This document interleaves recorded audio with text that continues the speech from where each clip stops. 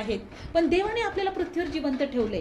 देव आपल्याला ताकद देतो, देव आपल्याला शक्ती देतो, देव आपल्याला उत्तम आरोग्य देतो, म्हणून आपण सगळं काही करू शकतो.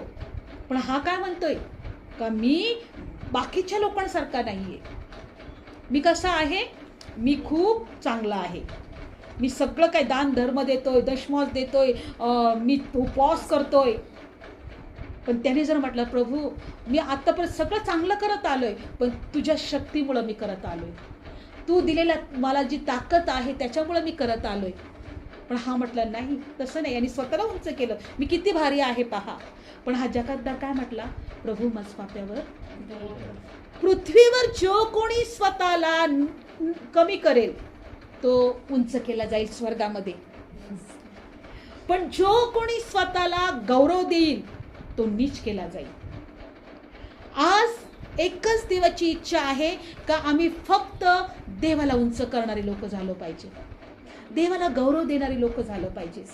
आणि ही नम्रता हे एक दान आहे, हे देवाने आम्हाला ते वरून दिलेलं आहे.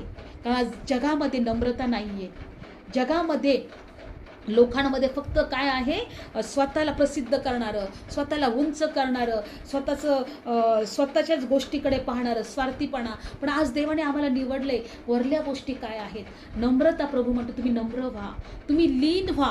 कारण बायबल सांगतं की नम्र जणांस प्रभू उंच करणारा आहे. एका वचनात पाहूया आपण, पेत्रामध्ये दिलेलं आहे. काढू पेत्राचं 2रा अध्याय, पेत्राचं पत्र याच्यामध्ये देवाचं वचन सांगतं की जो स्वतःला नम्र जणास देवाने कृपा दिलेली आहे, याच्यामध्ये असं दिलंय. म्हणून आज आम्हाला स्वतःचं नाही देवाचं गौरव करायला शिकलं पाहिजे.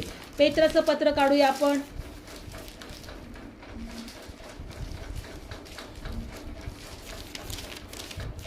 काढलं? पेत्र 5वा अध्याय काढा बरं. 5व्या अध्यायामध्ये आहे पेत्र पहिला का दुसरं पत्र हे बघावं लागेल मला. 5व्या अध्यायामध्ये आहे का दुसरं पत्र? आहे 5व्या अध्यायामध्ये आहे. 1 पेत्र 5वा अध्याय बघा, ह्या वचनात दिलेला आहे.